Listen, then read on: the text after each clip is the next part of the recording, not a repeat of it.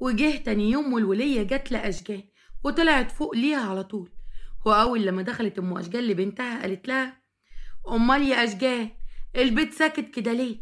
والولية البومة دي ما طلعتش ورايا زي كل مرة. ردت أشجان وقالت لها: اسكتي يا ماما، دي امبارح وهي نازلة بعد انت ما مشيتي وقعت على رجليها يا عيني، وجعتها وربطتها برباط الضغط.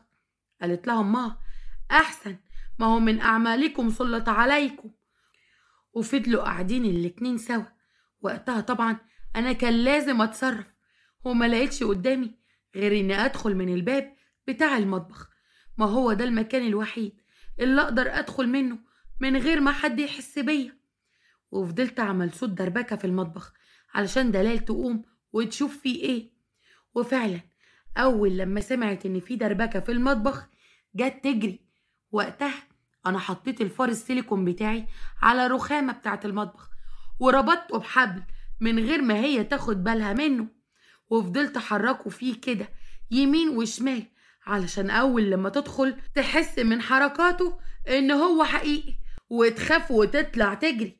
وطبعا علشان أنا عارفة إن هي بتخاف من الفيران، حاكم كل الستات عندهم فوبيا من الصراصير ومن الفيران.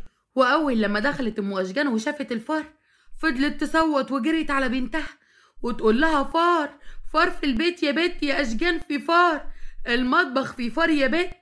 قالت لها أشجان: اهدي بس يا ماما، فار ايه؟ مفيش فيران هنا، هو في فيران برضو في مصر الجديدة.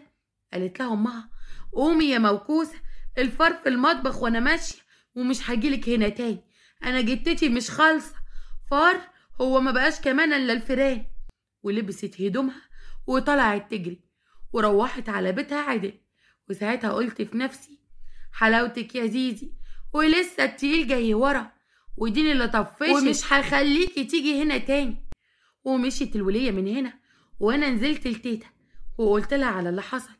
وفضلت ساعتها تيتا تضحك وتقولي: بس اياك بقى ما تجيش هنا تاني. قلت لها: يا تيتا يا ريت.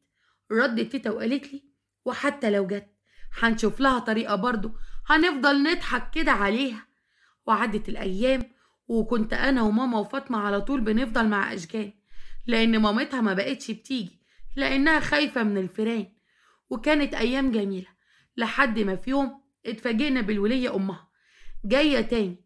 وفي الوقت ده تيتا كانت اتعافت ورجلها بقت تمشي عليها ورجعت الشغل تاني.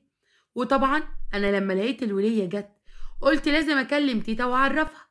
وفعلا اتصلت بتيتا وهي في الشغل وقلت لها: الحقي يا تيتا، أم أشجان جت تاني. قالت لي: يا لهوي، دي قلبها جامد قوي يا أختي. طيب وبعدين يا بنت يا زيزي؟ قلت لها: مش عارفة أعمل إيه المرة دي يا تيتا. ردت فوزية وقالت لي: طيب عموما خليكي عندك، أنا ساعة وجايالك ونشوف إيه حكايتها الولية دي، هي مش هتحل عن سمنة بقى. وفضلت أفكر أنا أعمل إيه في الولية دي لحد ما جات لي حتة فكرة، إنما إيه، عنب. وفضلت مستنية تيتا علشان أقول لها على الفكرة. وأول لما جت تيتا قالت لي: هي الولية لسه فوق؟ قلت لها: يا تيتا، هي بتمشي حوالي 4:30 5 قبل أحمد ما يجي، وبما إن الدنيا حر اليومين دول فهي بتاخد دش قبل ما تمشي. وأنا بقى قررت يا تيتا أحط لها على الصابونة بودرة عفريت علشان تيجي تستحمى من هنا تفضل تتهرش في جسمها من هنا. قالت لي تيتا: والله فكرة يا بت زي العسل، كده هتفضل طول ما هي في الطريق تتهرش، وأكيد هتفضل خايفة تخرج من البيت بسبب كده، لأنها مش هيجي في بالها إن دي بودرة عفريت، هي هتفتكر إن هي حصل لها كده من الحر والعرق.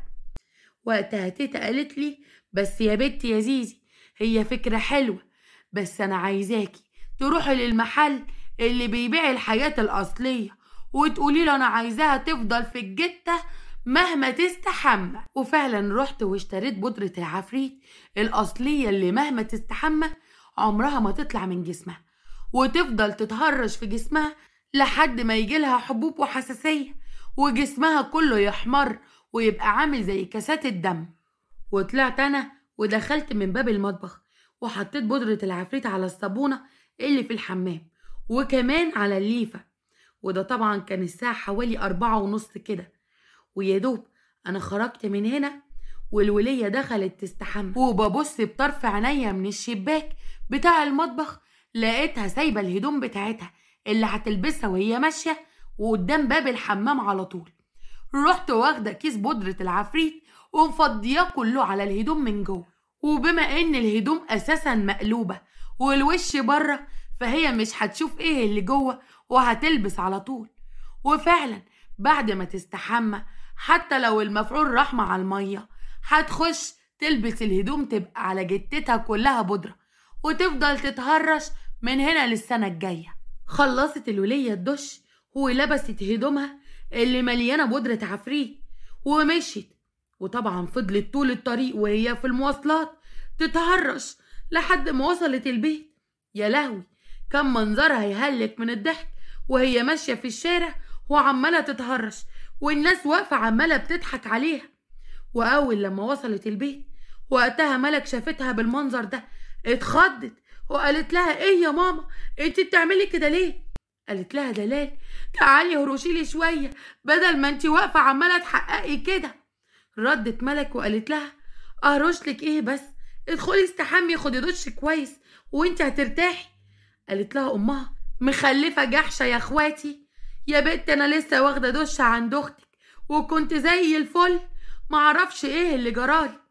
قالت لها لا معلش هو بس الدنيا حر والعرق يمكن يكون هما اللي عملوا فيكي كده. دخلت ام اشجان علشان تاخد دش وللأسف طلعت وزي ما دخلت بالظبط، ومن ربكتها وهي مش عارفة تعمل ايه لبست الشورت والفانيلا بتوع جوزها اللي كانوا في الحمام وطلعت وقفت في نص الصالة وهي منكوشة وعمالة بتتهرش على دخلة جوزها من باب الشقة. أول لما شافها كده سلام قول من رب رحيم، ايه يا ولية مالك في ايه يا دلال؟ يا نهار اسود ومنيل هو احنا كمان وصلنا للجرب؟ يا ولية يا ولية خش خدي دش، وايه اللي انت لابساه ده؟ انت لابسه هدومي كمان ورستيني بالحياة؟ لا حول ولا قوة الا بالله. اسكت انت خالص يا فاروق انا مش قادرة، تعالى يا اخويا ايدك معايا هرش لي شوية ظهري ولا رجلي ولا ايدي ولا اي حاجة. ايه يا ملك اللي حصل في ايه؟ معرفش يا بابا، هي جت من عند اشجان وجسمها كله قايد عليها نار ونازله في هرش ومن ساعه ما دخلت من الباب وهي بالمنظر ده. طب خش استحمي ولا تنيلي ولا اعملي لك اي حاجه. لا هو انا كنت مستنيه لما حضرتك تقولي خش استحمي، ما انا لسه طالعه من الدش اهو حتى اتلخفنت ولبست هدومك. يا دي النيل عليا ايه اللي جرالي يا ولاد؟ بصت ملك على ظهرها لقت ظهرها كله متقطع من الهرش من ضوافرها، وطبعا قعدت تجيب لها في كريمات ومراهم للحساسية. وطبعا ام اشجان مش مبطلة هرش. اخرتها استاذ فاروق دخل عليها وقال لها بقولك يا دلال شكلك كده نيتك ما كانتش سالكة، انت عملتي ايه عند اشجان وربنا طلعه عليكي؟ بقولك ايه هو انت يا اخويا ما وراكش غير اشجان؟ هو انا خلاص الشيطان اللي في البيت؟ لا حول ولا قوة الا بالله. ارحمني بقى يا فاروق وشوف لك حتة زق عجلك فيها، انا مش ناقصاك، كفاية اني مش عارفة اتلقح على السرير ظهري كله بيحرقني من مكان الهرش. طلع ابو اشجان وهو بيضحك من اوضة دلال على منظرها ده وعلى شكلها، وقعد يقول صحيح مصائب قوم عند قوم فوائد، يلا احسن خلي البت تترحم منك هي واهل جوزها. يلا يا ملك سيبيها شوية، سيبيها ما تديهاش كلمات عمال على بطال، خليها يمكن تتحبس في اوضتها 2-3 كمان. وفعلا قعد الراجل يضحك هو وبنته عليها. سمعتهم دلال وهم بيضحكوا قعدت تنادي على ملك يا ملك يا ملك تعالي هنا يلا بسرعة اهرشي لي جسمي. قالت لها ملك بقولك ايه يا ماما انت بعد كده ما تمشيش في الحر خالص، وان كان على اشجان طنط هالة وفاطمة وزيزي معاها، خليكي انت في البيت طالما حصلك كده. قالت لها امها والله عندك حق يا ملك، خلاص انا هفضل هنا في البيت ومش رايحة هناك تاني الا لما الدنيا تبقى حلوة ورايقة والجو لطيف مش حر كده. ودخلت نامت دلال اليوم ده من كتر الهرش والتعب.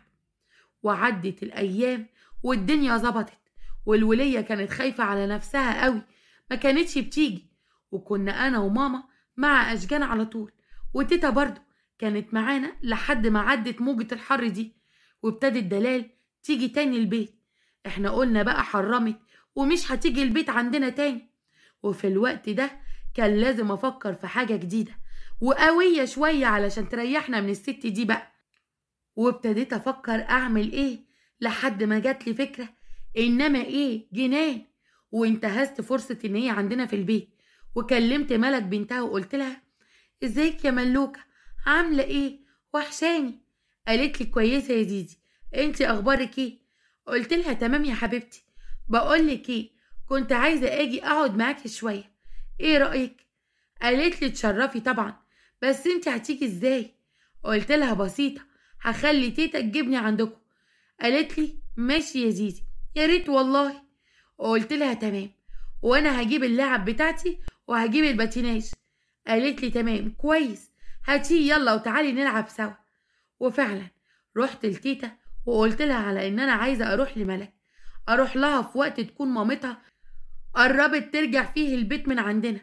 ردت تيتا وقالت لي: اشمعنى؟ طيب يعني وعايزه تروحي لها ليه في وقت وهي مش هناك فيه؟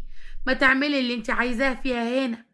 قلت لها: لا، انا عايزه اعمل فيها حاجه تخليها تفضل في بيتها، انما لو عملت فيها حاجه هنا هتفضل لبدلنا هنا ومش هتمشي، فهمتي؟ انما كده انا هخليها تبقى بعيد عننا. قالت لي: تيتا بتفكري في ايه يا بنت يحيى؟ قلت لها: كل خير، المهم دلوقتي انت كمان ساعه تاخديني توديني عند ملك، ايه رايك؟ قالت لي: ماشي، اروح معاكي نقعد شويه ونيجي. قلت لها: تمام يا تيتا. وفعلا طلعت غيرت هدومي، وتيتا كمان غيرت هدومها، واخدت لعبي ورحنا الملك. واللي اول لما دخلت على ملك انبسطت خالص، وقالت لي: ازيك يا زيزي، وحشتيني كتير. قلت لها: وانتي كمان يا ملوكه، ايه رايك بقى في المفاجاه دي؟ قالت لي: اتجنن، حلو قوي، ده انا كنت زهقانه، ماما من يوم ما اشجان ما تعبت وهي حامل عندكم على طول، انا هقوم اعمل لك حاجه تشربوها. ودخلت ملك المطبخ وجابت لنا العصير، وجت، واول لما جت وشربنا العصير مامتها رجعت على البيت على طول. واللي اول لما شافتني انا وتيتا اتفاجئت وقالت: زيزي الحاجه فوزيه، خير في حاجه؟ ردت عليها تيتا وقالت: لا ابدا، بس اصل زيزي كانت عايزه تقعد مع ملك شويه، فيها حاجه دي؟ قالت لها ام اشجان: لا ابدا، اهلا وسهلا. وفضلت تيتا قاعده مع ام اشجان وانا بلعب مع ملك. وقتها قلت لملك: تعالي يا ملك نلعب قدام باب الشقه بتاعتكم بالباتيناج. قالت لي: تمام. وفضلت العب انا وملك بالباتيناج، وانتهزت فرصه ان ملك ماسكه الباتيناج وماسكه واحد بس بتمشي بيه، لانها ما كانتش بتعرف تمشي بالاتنين.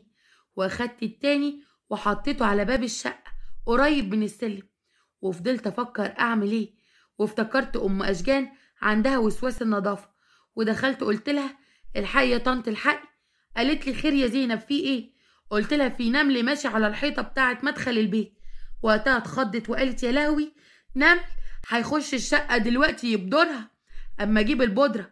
ودخلت جابت البودره اللي كانت عيناها جوه، وطلعت تجري علشان تشوف النمل اللي على الحيطه، وطبعا ما اخدتش بالها من الباتيناج. وساعتها وهي بتجري اخدت الباتيناج على السلم برجلها وبالسلامه زربو لحد تحت، وفضلت تقول: آه يا ضهري، آه ياني، الحقوني، الحقوني. وقتها خرجت تيتا وقالت: يا لهوي، ايه اللي حصل لك يا اخت؟ يا ملك، يا ملك نادي اخواتك، خليهم يجوا نسند امك وندخلها جوه، شكلها يا بنتي وقعت وقعه جامده. قالت لها: حاضر. ودخلت ملك تنده اخواتها، وتيتا اخدتني على جنب وقالت: ايه يا بت انت عملتي ايه؟ قلت لها: ابدا يا تيتا، هي اللي عملته فيكي كان شويه انا عملته فيها. قالت لي: ازاي؟ قلت لها: مش قعدت تقر عليكي لحد ما خليتك تتكعبلي من على السلم؟ قالت لي: اه. قلت لها: تمام، هي برضه انا عملت معاها كده وخليتها تقع بالباتيناج. ضحكت وقتها تيتا وقالت لي: اه يخرب بيت الكفره، ايه يا بنت دماغك دي؟ ده انت سو يا بنت العفريتة. ايه بس احسن، اهو بالمنظر ده هي هتفضل قاعدة في البيت يجي شهر ولا شهرين. وجت ملك واخواتها واحنا معاهم ودخلناها. وطبعا كانت اتصلت ملك بباباها وقالت له على اللي حصل، وطلبت منه يجيب دكتور وهو جاي. وفعلا جه الأستاذ فاروق بسرعة وجايب الدكتور معاه، واللي قال عندها شرخ في رجليها ولازم تتجبس. وهي فضلت تقول آه ياني، آه ياني، الله يسامحك يا زينب، كله من الزفت بتاعك الباتيناج ده هو اللي عمل فيا كده. اهو بالطريقة دي لا هقدر اخرج ولا اروح ولا اجي. قلت لها وانا مالي يا طنط، احنا كنا بنلعب، وطبعا ملك اللي كانت ماسكة اصلا فردة الباتيناج مش انا، واكيد طبعا انا ما اقصدش ان اعورك. وبصيت لتيتا وغمزت لها وقعدت اعيط وقلت لها شفت يا تيتا انا ما اقصدش والله، هي فهمتني غلط، وبعدين ملك اللي كانت بتلعب بيه، وانا قلت الملك تعالي نخش نلعب بيه جوه. وتيتا طبعا ما كانش ينفع تمشي من غير لما تطمن على دلال. وفضلت انا وتيتا قاعدين مع ام اشجان لحد ما اطمنا عليها. وبعد ما اطمنا عليها تيتا قالت لابو اشجان طيب يا ابو اشجان انا همشي بقى علشان زينب عندها مدرسة بكرة، احنا مضطرين نمشي يا اخوي. والف سلامة على دلال. ومشيت انا وتيتا واحنا مبسوطين وبنضحك وبنهزر على الولية، وان هي الحمد لله هتبعد عننا الفترة اللي جاية دي. وروحنا اليوم ده البيت انا وتيتا. واول لما دخلنا ماما قالت انتوا كنتوا فين؟ وايه يا زيزي اللعب بتاعتك دي؟ اول مرة تروحي في حتة وتاخديهم معاكي. قلت لها لا يا ماما، اصل انا كنت زهقانة وملك كانت وحشاني، اتصلت بيها ورحت اقعد معاها شوية واخدت تيتا معايا علشان توديني. قالت لي ماما يعني ما قلتليش انك رايحة في مكان؟ قلت لها يا ماما انت ما كنتيش هنا، وانا اخدت تيتا وحكينا لماما وتيتا على اللي حصل كله، وان ام دلال وقعت على السلم بالباتيناج. قالت لي ماما بزعيق والله انا عارفه الزفت الباتيناج بتاعك ده ما بيجيبش وراه خير، وانت مش ناويه تجيبيها البر. انا قلت خلاص انت كبرتي عليه، هو ما اعرفش ايه ده، بحس انك مسحوره بيه. حتى الاولاني لما باظ ايام تليم بنت الهام فضلت تعيطي لحد ابوكي ما جابلك غيره، والزفت ده ما فيش مره تطلعيه من مكانه الا لما تحصل مصيبه. انا مش عارفه انت ناويه على ايه. وقتها انا عيطت وقلت لها هو في ايه يا ماما؟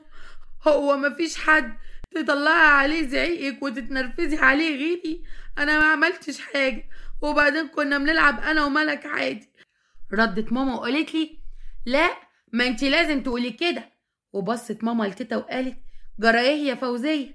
يعني انت ما كنتش واخده بالك من عمايل البت دي؟ وازاي تخليها تاخد لعبها معاه وهي رايحه عند ملك؟ قالت لها تيتا نعم نعم يا اختي، وانا مالي؟ قال على رأي المثل حمار عسلك في مطلع شتم اللي فوق التل، وانا مالي يا حبيبتي؟ بنتك وهي عندي قالت لي تعالي معايا يا حبيبتي علشان ملك وحشاني، رحت معاها عشان انت ما كنتش هنا، ده جزاتي ان بنتك صعبت عليا، ما هو خير تعمل شر تلقى. قالت لها ماما بس انت هتاخديني في دوكا كالعادة؟ خلاص يا حماتي، ولا كأني قلتلك حاجة يا حبيبتي، انتهينا. بس احنا بقى مش واخدين منك على الحنية المفرطة دي. بقى زيزي كانت زعلانة فأخدتيها ورحت المشوار ده كله فاكراني عيلة صغيرة هتضحكي عليها بالكلمتين دول؟ والله ربنا يستر من اتحادك انت والزئردة دي. وقتها تيتا غمزت لي من تحت لتحت اللي هو يعني اي وفعلا تيتا طلعتني من الموضوع ده زي الشعرة من العجين. وطلعت انا مع ماما شقتنا فوق، وتيتا فضلت تحت علشان جده طارق. ولحد هنا خلصت الحلقة ديت، واستنوني في الحلقة الجاية ولما نشوف ايه اللي هيحصل والمقالب اللي هتعملها زيزي في الولية ام اشجان، وهيكون رد فعل ام اشجان ايه، وهل هتكتشف ان ديت مقالب معمولة فيها من زيزي ولا لا. استنوني وما تنسوش تحطوا لايك للفيديو بالله عليكم لانه بيفرق معايا جدا، وكمان ما تنسوش تعملوا شير للفيديو مع كل اصحابكم. وعايزه اقول لكم لو انتوا ما اشتركتوش في القناه يبقى اشتركوا في القناه وفعلوا الجرس على كلمه الكل علشان يوصلكوا كل جديد. وبعتذر مره تانية علشان الصوت مش مظبوط. أشوفكم على خير ومع السلامة.